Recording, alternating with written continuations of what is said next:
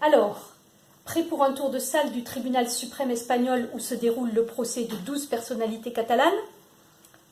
La photo est prise depuis le fond de la salle. Certaines chaises sont réservées pour les membres du gouvernement et du Parlement catalan, et pour quelques journalistes. Mais aucun siège n'est réservé pour les observateurs internationaux.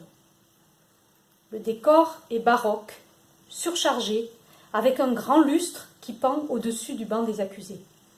Sur leur droite, l'accusation. Sur leur gauche, les avocats de la défense.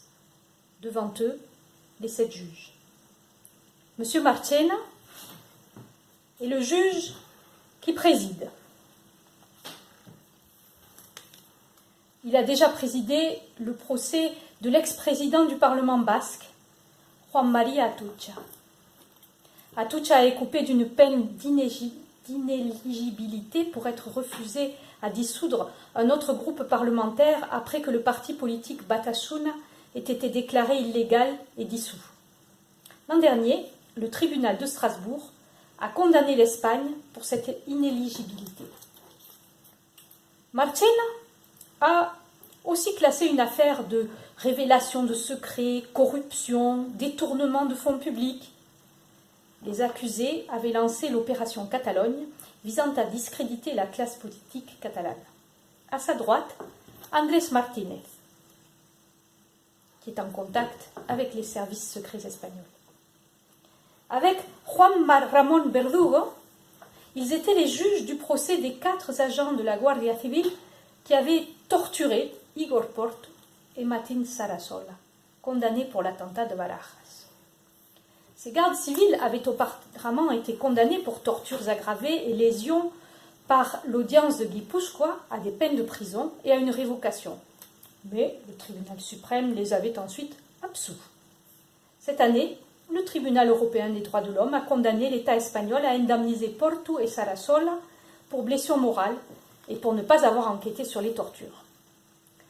Luciano Varela a lui participé au procès de l'ex-juge d'instruction Baltasar Garzón, accusé d'avoir enquêté sur les crimes du franquisme. Dès le départ, les avocats de l'accusation, la Phalange, ancien parti de la dictature franquiste, et de Manos Limpias avaient reçu de l'aide de Varela. Il leur avait indiqué des corrections à faire pour pouvoir mettre en examen Garzón. Le tribunal suprême a ensuite suspendu Garzón de la magistrature. Antonio del Moral est très lié à l'Opus Dei. C'est lui qui a fait ramener de 72 à 68 mois de prison la sentence pour corruption prononcée contre le beau-frère du roi d'Espagne.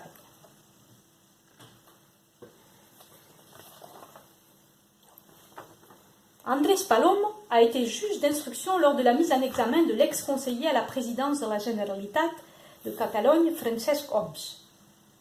Homs a été accusé d'avoir organisé la consultation du 9 novembre 2015 en Catalogne. Palomo n'aurait pas dû être choisi comme membre de ce tribunal, puisqu'il est déjà en train de juger des accusations pour des faits similaires. Et enfin une femme, Ana María García. Particularité du système juridique espagnol, il y aura 3 accusations différentes. Le parquet, composé de magistrats nommés sur proposition du gouvernement, l'avocat général, chargé de défendre les intérêts de l'État, l'accusation populaire, qui permet à tout citoyen ou organisation qui estime qu'il n'a été porté atteinte à la loi de se porter partie civile en défense de la légalité.